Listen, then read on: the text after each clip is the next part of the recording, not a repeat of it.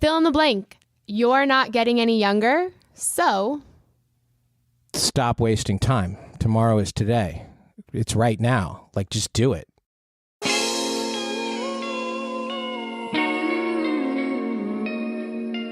Hey, you.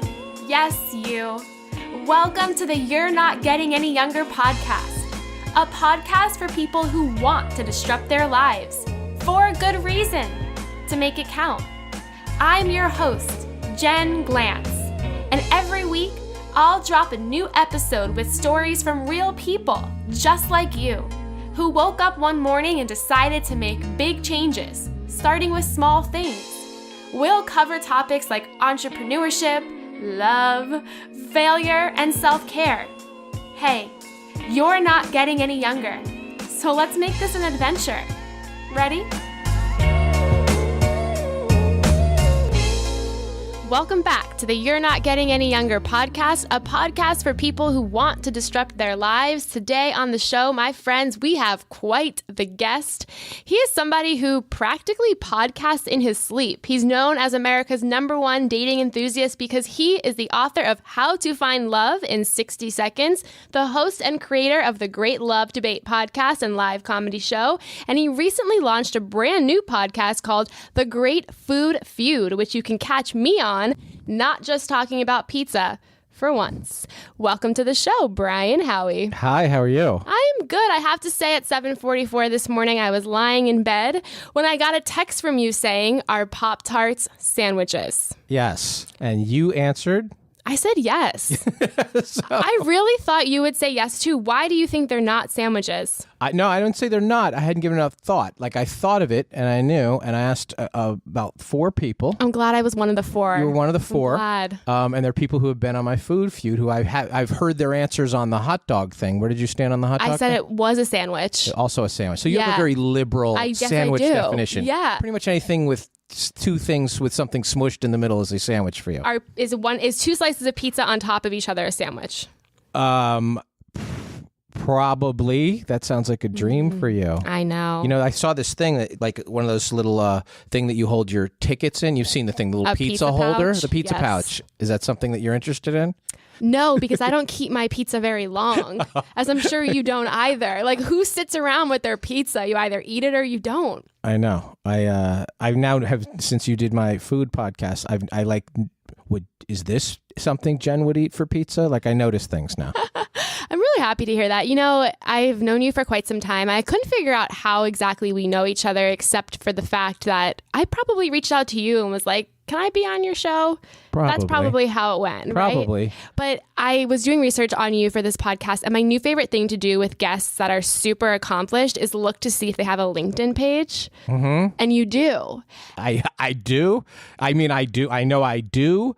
I get the only reason I even notice it is I get congratulations on your work anniversary all the time. And I'm like, what exactly is my work anniversary? Where's LinkedIn do that? Yeah, I have a I heard you do that on one of your podcasts. Yeah. With one of your guests.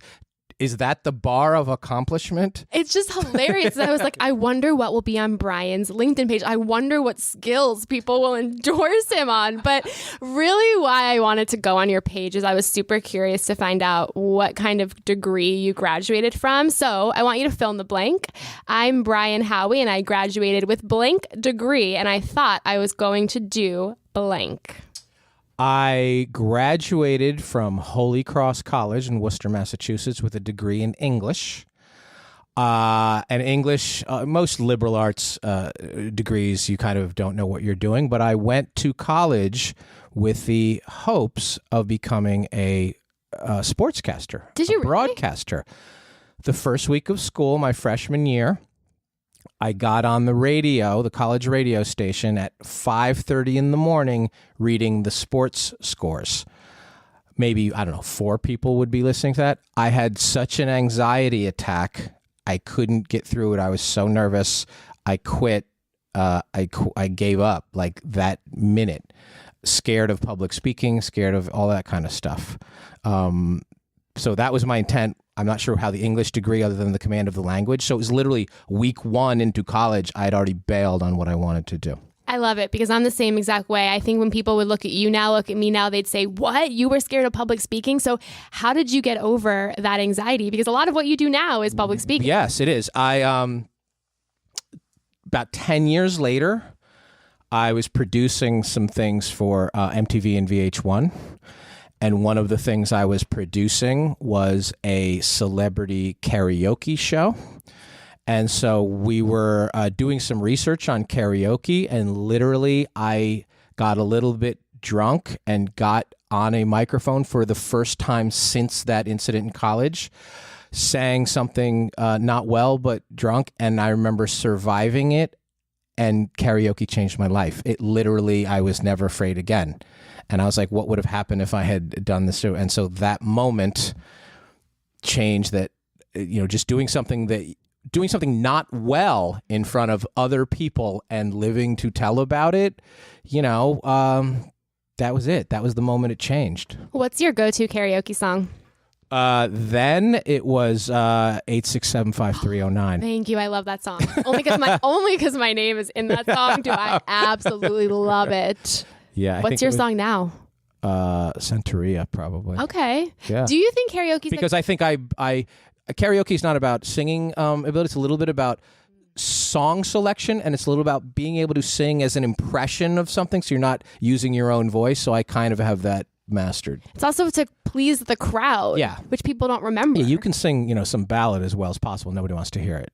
Correct. Do you think karaoke is a good date, a good first date? Yes, I think there are 3 things that if you do them on a date well or you do them badly, they're all equal. They're equally fun. Ice skating. If you're a bad ice skater and you're just shuffling around, one of you, that's fun. Bowling, you can both be terrible, and that's fun. And I think karaoke is fun. Sort of, putting yourself out there fearlessly. I think karaoke is a better date if you both can't sing. Yes. If one is treating it like it's The Voice, I think that's weird. But if 2 people I'm just going to show you at my silliest, I think that's a wonderful date thing. I'm like a very nervous dater, and I find that if you took me to coffee for a date, I would be shaking in my skin. But if you said to me, let's go do karaoke, I would feel so relaxed. Well, what exactly is a nervous dater? How do you I am the kind of person that? Who is underneath the table, my arms are shaking. I will make up stories because I don't want awkward silence. I am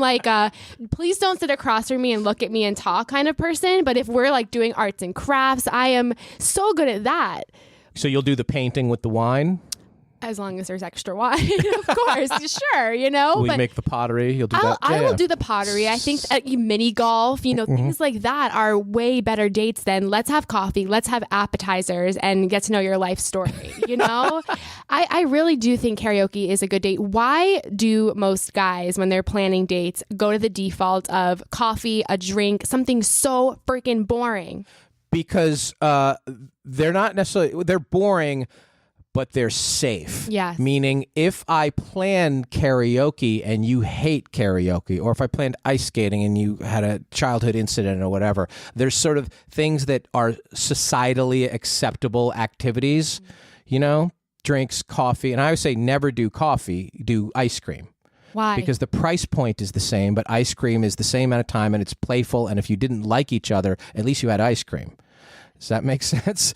2 people sitting. Coffee is a business meeting environment. Ice cream, you would never go on a business meeting for ice cream. Maybe we should. So you're trying to take it out of that environment. So you want everything around you on a date to be as playful and fun and childlike almost as possible.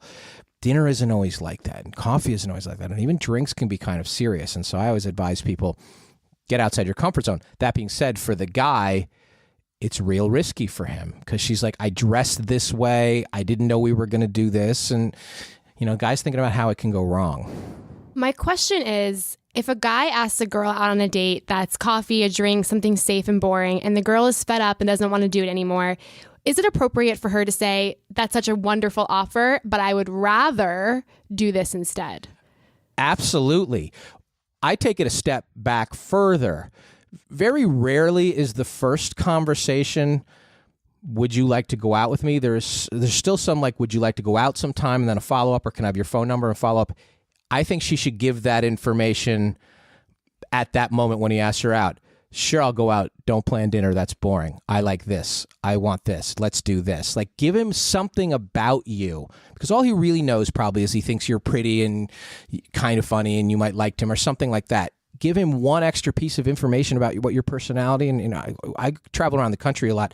I'm shocked at how many women want to shoot guns on dates. Ooh. Or throw the axes. I like that. For sure. A lot of women want to do that. So if you put that out there to the guy, he's going to be like, oh, this is what we're dealing with. If you don't give him, a lot of women are like, too bad, he should figure it out. That's his job. That's fine. And I understand that thinking.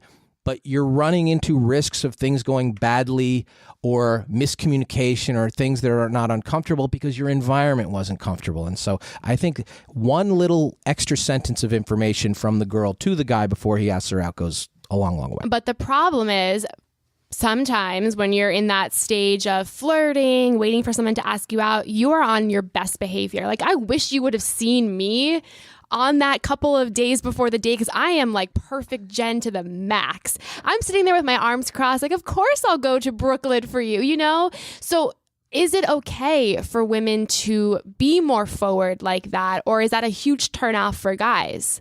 Because can it be seen as controlling if I'm like, I'd love to go out with you and I want to go to this restaurant on Thursday at 6 p.m.?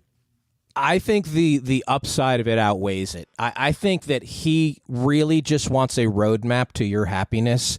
And if you give that to him in some way that is playful, challenging, sporting, you want to impress me? Let's go here. And it doesn't and doesn't have to just be the expensive place. It could be something interesting that he still feels like he took control of it. He still feels like he listened. He still feels all these things. And I think it's good. I think you're basically saying, this is what I need. Make it happen. And we'll all do that. Young lady, yes, you have a very restricted palate. So asking you out to dinner is a nightmare, fraught with peril. Yes, because but I you lie probably about won't it. Say, right, I lie about it. So, but he can tell when you're pushing things around the plate and not touching for a while. You gross. Like, he can pick up on. He knows when he goes to the bathroom, I stuff things into the napkin. Yes, he absolutely can sense that you're not as enjoying the meal as much as he is enjoying the meal. So it would help him make both of you more comfortable and happy if he just knew this ahead of time.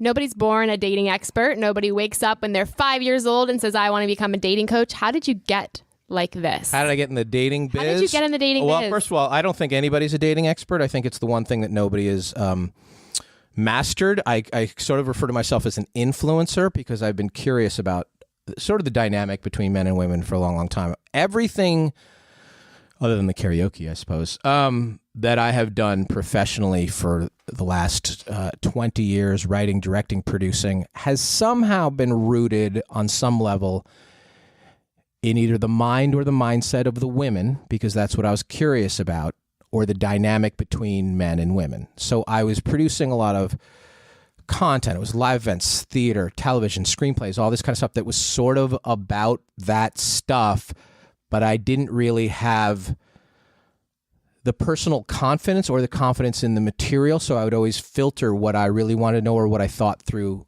I might write a 300-page character just to say something that I wanted to say. So after working with a lot of difficult women in Hollywood, I'll say that, I wrote a book that was semi-tongue-in-cheek called How to Find Love in 60 Seconds. Why which was 60 seconds? I'll get to that in a second. Let me explain why I wrote the book and then what 60 seconds is. That was sort of about, I was tired of hearing a lot of what I thought were perfectly reasonable, wonderful, attractive women blaming the world for their dating fates or all that kind of stuff. And I believed then and I believe now that in every single day of your life, there are 5 or 6 60-second windows of opportunity that you can act on, recognize, or not kill that can really lead to that spark that something can happen. There's people all around us that every single day there's 60-second moments, and 60 seconds is literally a moment, where something can happen. And so that's why if you change your mindset and how you go about your day and how you perceive the people around you, I think you've heard me say this before, every single day of your life, you're within 10 yards of 1,000 people of the opposite sex. Well, 5 or 6 of them, statistically, are people that if you just gave a chance to engage, you could fall in love with them. So that's 5 or 6 out of 1,000. That seems very low needle in a haystack. But if you looked at it like 5 or 6 times every single day, I have these windows of opportunity. That's 2,000 times a year. And so it was basically about learning to retrain your mindset and your behaviors and your approach and look at the opportunities around you and do that. So I wrote that book, mostly, sort of from my perspective as a man towards the women. And my agent at the time said, rather than, go on book tour with you and 24 people in a Barnes and Noble, which that's a pain in the ass. And you sell 5 books. Yeah. Yep. And why don't you raise some of the questions that the book raised in like a theater, like a forum? And so it was supposed to be a one-time publicity stunt.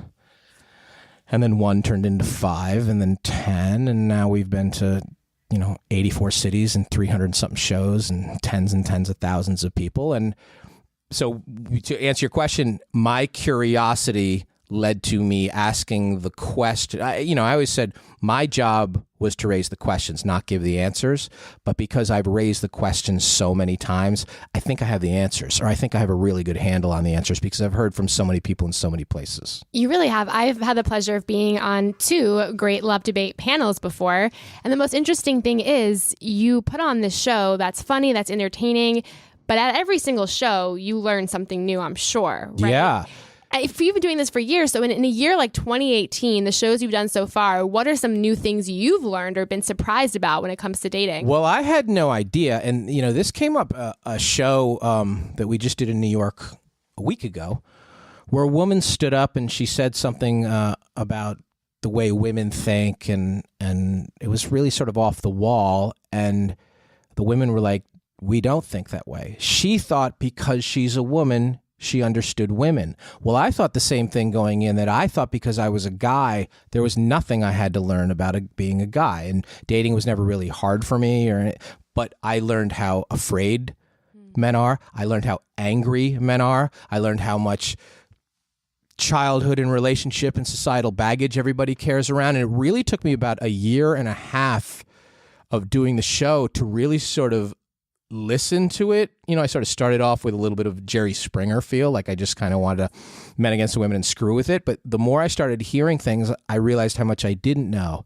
And I'm like, these people are feeling stuff and experiencing stuff that there's got to be some reason why I'm on the outside looking in. So asking the questions drove me into therapy, in a good way, because I was like, I'm the one with the disconnect. So I sort of was like, I'm above the fray here. And then after about 1.5 years or 2 years doing it, I'm like, I'm in the muck just like everybody else. Do you find dating personally hard for yourself because you know too much and there's so much going in your head now of what to do, what not to do, what to say, what not to say? Or do you find it easier because you've cut out so much of the bullshit?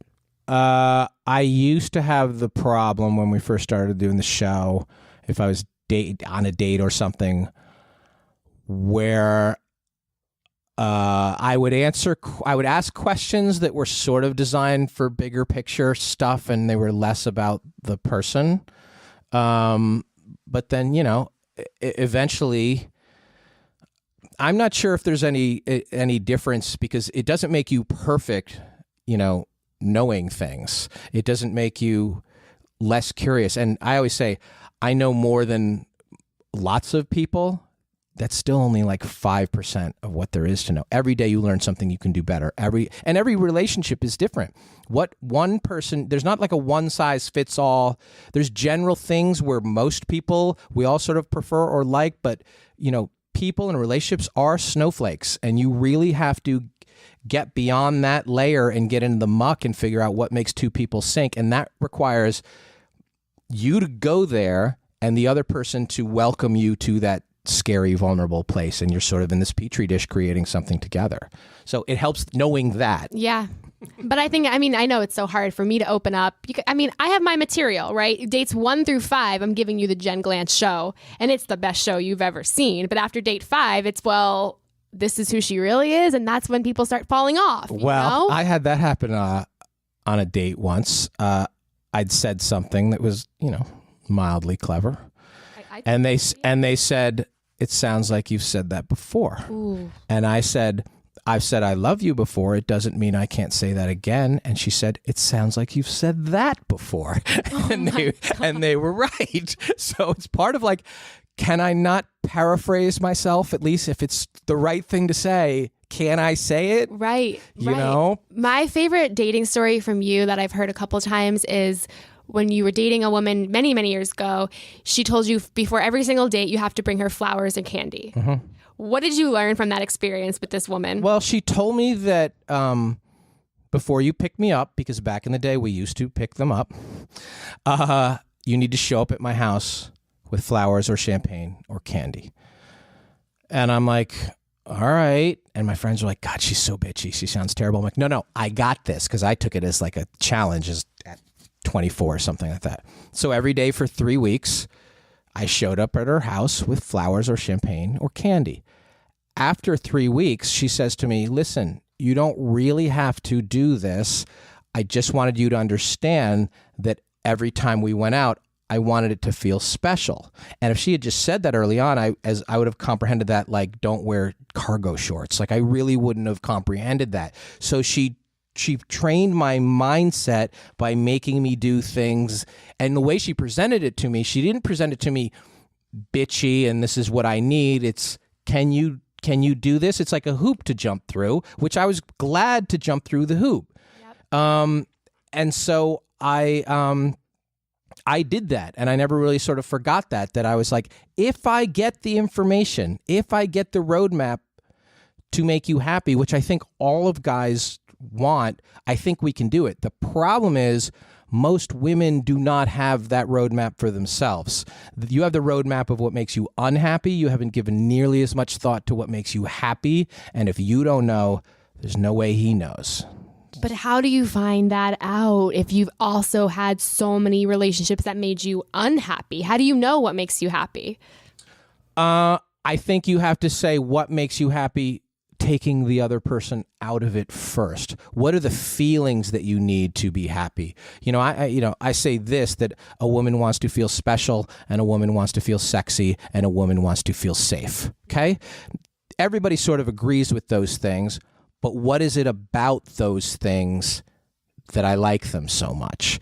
And then sort of backtrack it, because I used to do How to Find Love in 60 Seconds, literally like seminars for women. And I would say, what do you need to be happy? And no hands would go up. And so I'd say, what makes you unhappy? And 100 hands would go in the air. And I'm like, why is it so hard? And you can't tell me, well, we experience more bad than good. I think you remember more bad than good. I think you don't process more bad than good, but there's plenty of good. Do you like when a guy does this? Yes, I do. Do you like when this comes out of a date? Yes, I do. And it's sort of mental checklists that need to be pushed far more forward than the recesses of the brain. I've had many people say, you only say bad things about me or to me, or you only pick on me or something like that. And men do that too. And I'm like, well, you only hear those things, or you only remember those things. And I'm sure you're a little bit like that too. Of course I am. Because we're very comfortable with what we probably do right. That's sort of the baseline. But what we do wrong, or what we're not so good at, is it's a fault for us that, Yeah. We're magnets to the negative. That's just how it goes. I'll remember what you said mean about me more than I'll remember you called me pretty or smart or anything nice like that. I want to play a little game called Things Brian Howie Says. I'm going to tell you things that you said, Brian, and I want you to tell our audience what you mean by it. Okay. The very first thing that you say quite commonly is that women look for red flags and men look for green lights. What do you mean? Well, I think there's a fundamental difference in an approach. 67% of men, when they go on a date once, will go out with a woman again. 31% of women, when they go out with a guy once, will go out with a guy again. I think that men are fundamentally more optimistic, on some level more romantic when it comes to the date. Now, maybe their expectation is a little bit less, and there's a little bit of that, but I think that the women have their friend on speed dial. They're wondering, how I'm going to get out of here. What if it goes bad? Can I get an Uber? Can I get back home? And on some level, there's a safety concern there. But on another level, it's, you're not giving this a chance to grow. You're not fighting through any bit of ick before you get out of there. And even if you like the guy, you're going to have to get to the ick 6 months or 9 months or a year into this anyway. And the men, I think, are overlooking any bad because they're like, somebody named Lori Gottlieb, who's done our show. Do you know who Lori Gottlieb is? Sounds familiar. She wrote a book called Marry Him, The Case for Marrying Mr. Right Now. Yes. You should have her on. She's fantastic. I should read the book. She basically took a group of women and said, give me 10 things that you want in your ideal partner. And asked the same question of the men and said to both groups, I'll give you 8 of those things. The women said, I shouldn't have to settle. And the men were like, 8 out of 10? Awesome. Like, that's best we could possibly hope for. And that's the fundamental difference of approach. The what's wrong with him, the what's wrong with us, the what's wrong with this is far more prevalent in the women than the men. What's your take on second dates? Do you think that as long as the person isn't creepy, does things that are unsafe or harmful, do they deserve a second date? Absolutely. I think that the most walls come down between date 1 and date 2. You're not repulsed by each other. You know a little bit about each other. You're probably less nervous. So much that can go wrong on date 1 is about being out of sync or one or both people being nervous, especially him. Men tend to talk a lot when they're nervous. That comes off sometimes as self-centered and narcissistic. He's babbling, trying to find something that you will react to. So unless, he spills something flammable on you or it's really terrible, I think everybody should go on 2 dates. Absolutely. I agree. I'm terrible on first dates. With my first date with my boyfriend now, I asked him what his 5-year plan was. And that's not something that I would ever say. But that's the kind of thing that a lot of women might say or might ask because they... Oh, my God. I know. I don't have my 5-hour plan. Dude, me neither. I don't have my 5-minute plan. And I'm so grateful that this guy gave me a second date because I, at that point, was like, by the books, so, type A monster. So I like that. Number 2 that Brian Howie says is the best dating site is Earth. And when I first heard that, I'm like, is Earth a new dating app?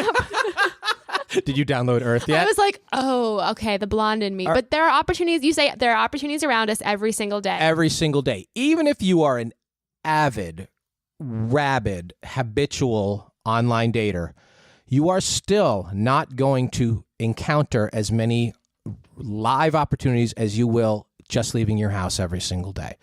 And the reason why we don't look for the opportunities outside of our house every single day is because we're so used to hiding behind the technology now to engage with each other. Like, it really is unnatural for 2 people to just say hi to each other on the street, or what I would approach you somewhere, and it seems it's almost sinister in a way. What does he want from me? What does he do?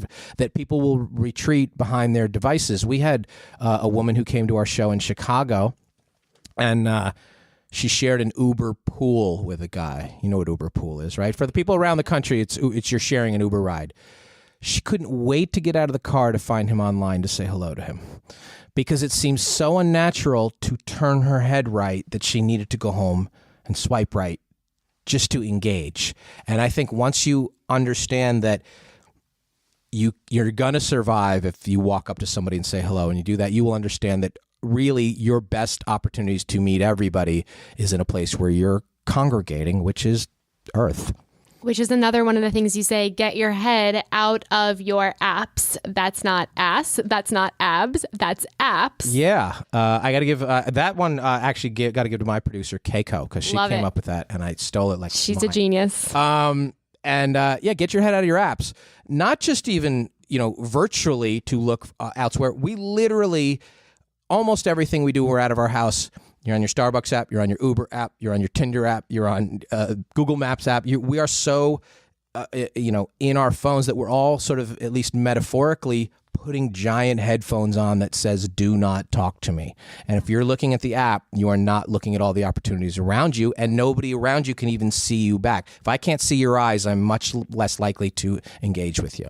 It's so true. And people will say, well, I don't meet people in real life because I'm at work all day, or I'm at the gym, or I do something by myself. But you do an experiment at your Great Love Debate live show where you have a guy and a girl, and you tell the guy, okay, go approach this girl as if you were in Starbucks, and the girl is looking down at her phone, and you have that situation unfold.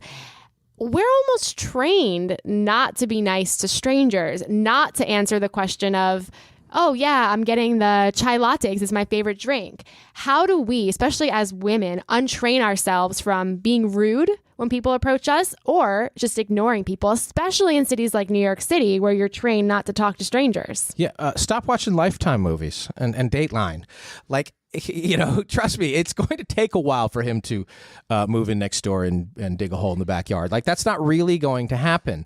Like, you want to know where the good guys are. They're within 10 yards of you. They're right in the same room with you. Like, you have to learn that if you're in the line, once you place your order, most of the time we're on our phone to give the message, I don't want to be bothered. Guys, on the other hand, you need to understand that it's habitual. The men are not necessarily better. I'm no better. I'm always on my phone. You're going to have to fight through that. You're going to have to come up with a way to say, excuse me, or something, and engage. And if she says, get the hell out of here, well, you lost like 5 seconds of your time. Like, don't worry about that. You got to fight through that. But we're all sort of nervous out in space now. It seems very vulnerable, which seems crazy. Back in the 1950s, a guy would have to walk up to you, introduce himself, ask you to dance, and then dance with you. Yeah. And then meet your parents, get your home phone. Yeah, it was a whole thing that wasn't easier. That was harder. Beyond. If we think it's harder now, like, we've got huge problems. We really have to learn that, like, your downside is not so bad. We're all a little bit nervous. We've all been a little bit hurt, and work through that. My last favorite thing that Brian Howie says is, get rid of the words, not my type. Yes, I think if you're over 30 and you're still single, you have no type. Your type's not working out for you. And if you're under 30 and you're single, you don't have enough dating history to know what your type is. That your answers probably lie outside of your comfort zone somewhere.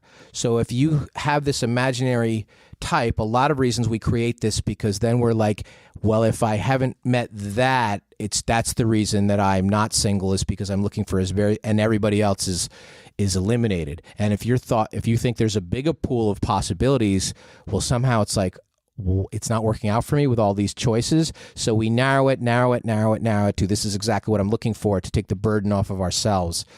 You got to take personal responsibility for your own dating fate. Another thing I say all the time is that it's not that you haven't met the right person. It's more likely that you haven't been the right person.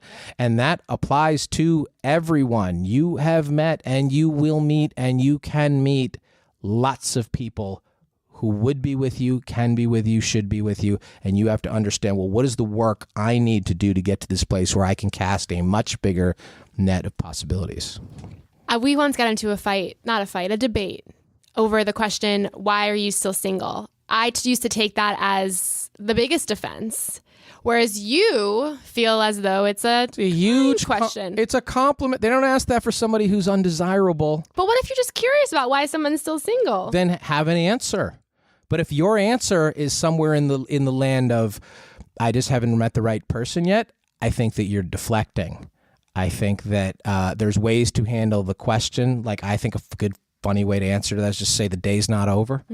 And that diffuses the question. Like, but if somebody's saying that to you, it's an uncomfortable question because maybe it brings up a whole lot of personal and mommy, harping on you or whatever. But really at its root, it means I think it's an awkward compliment. That's really what it is. And yep. I have always expected to get it, and ask that question enough, you're going to have to answer that question for yourself.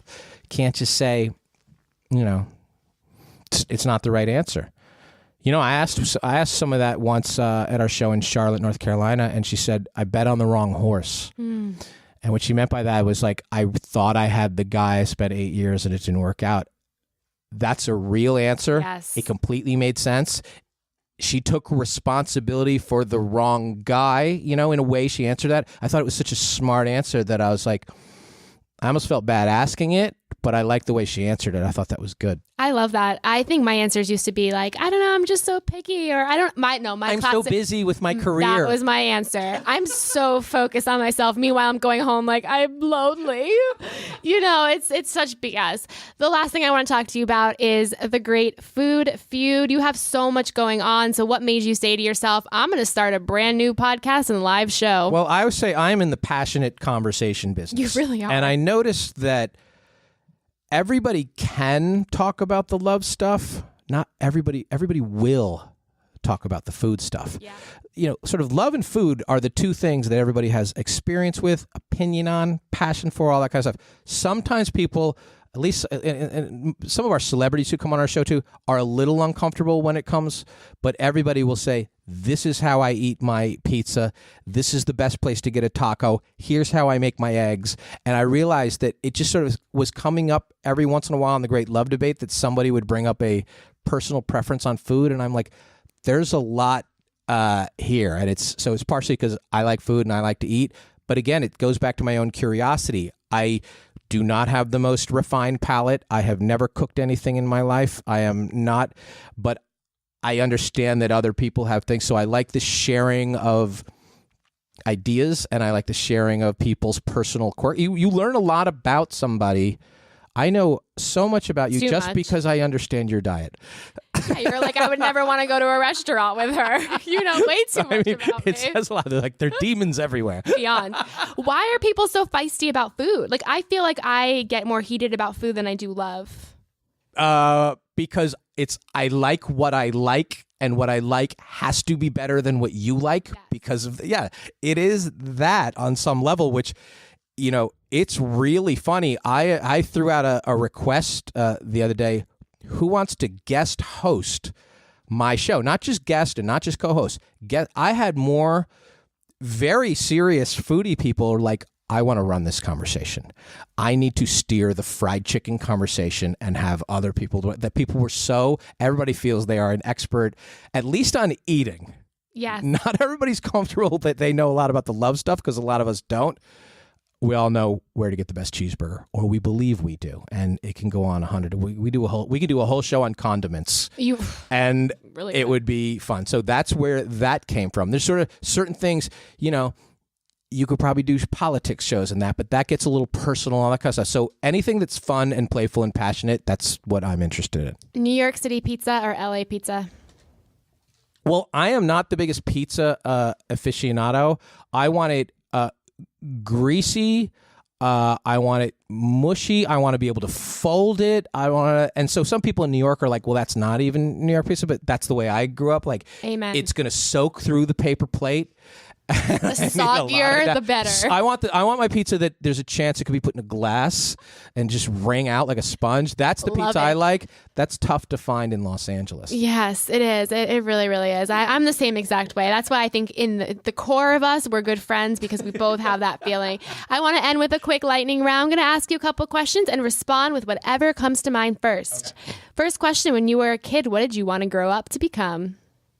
Well, sportscaster. That's what I said earlier. I wanted to be Marv Albert, who's still broadcasting today. He's 75 years old.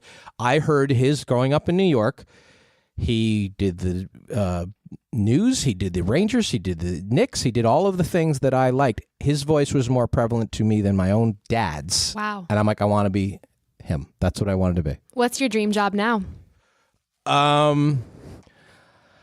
I mean, this is going to sound terrible. People hate this. I think I have the dream job now. Like, all I ever really want to do was have a forum for my thoughts. And, I always would filter my thoughts to other people. And the very, very smart Keiko, who I mentioned earlier, she's the one who's like, why aren't you the face or the talent, or why aren't you the one saying what you say and believe in? She steered me from behind the scenes, being the sort of puppeteer, which I was. She's like, just be the talent. And then I sort of was old enough and wise enough and felt I had a handle on any criticism I would take, that I was able to do that. So I think I just want to keep asking questions in more places around the globe. She is a true genius. I have 3,000 Facebook friends, and you are the only person I look forward to reading their Facebook statuses because you say things that no one else says. So I'm glad that you have many public I'm forums. a master provocateur. Yes, you are. What advice do you wish you could give yourself right now that you would actually listen to? Listen more. Listen to all of it. Listen to all people.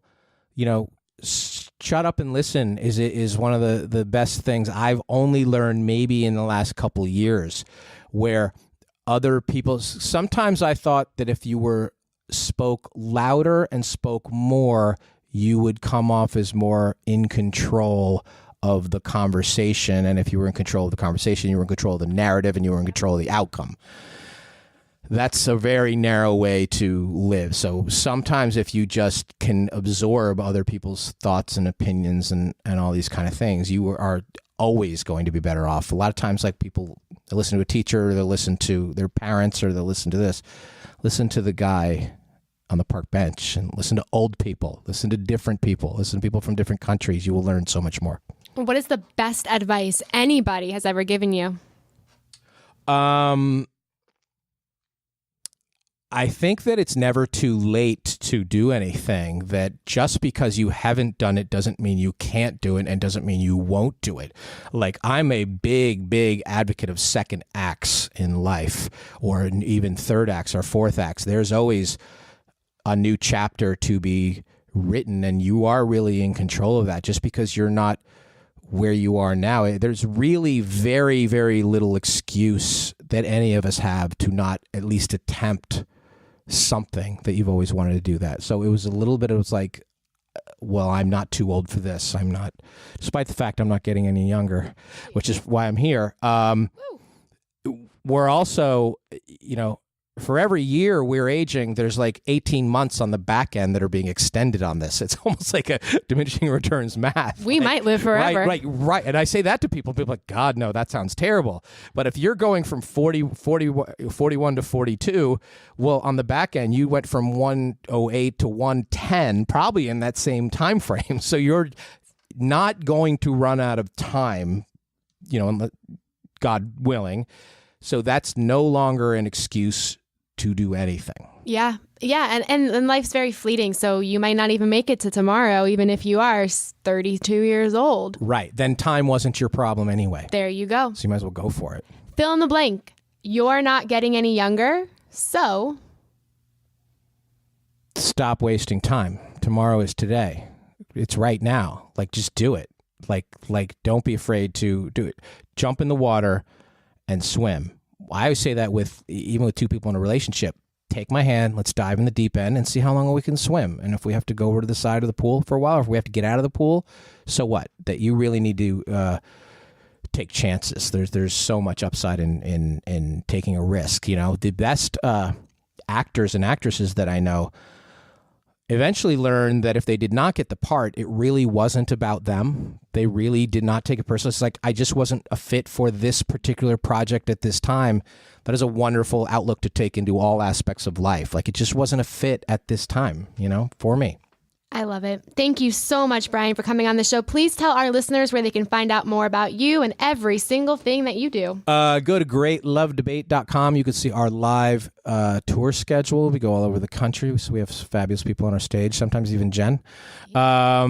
You can listen to the Great Love Debate podcast on every possible podcast platform. You can listen to the Great Food Feud on every possible platform. Great Love Debate on all social media, or you can even email me what you like in pizza. greatlovedebate@gmail.com or greatfoodfeud@gmail.com, and we will answer anything. Thank you so much, Brian. It was amazing having you on the show today. This is very luxurious, not having to drive. I like this. I like it too. Thank you.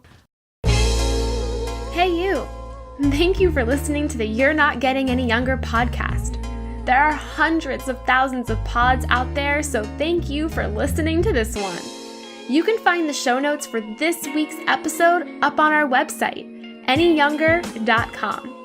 Subscribe, rate, and review the You're Not Getting Any Younger podcast on iTunes so that other ears around the world can listen too. Oh, and join our secret You're Not Getting Any Younger Facebook group, where over 1,000 people are talking about how to disrupt their lives. for a good reason, to make it count. Until next week, all my love, Jen Glantz.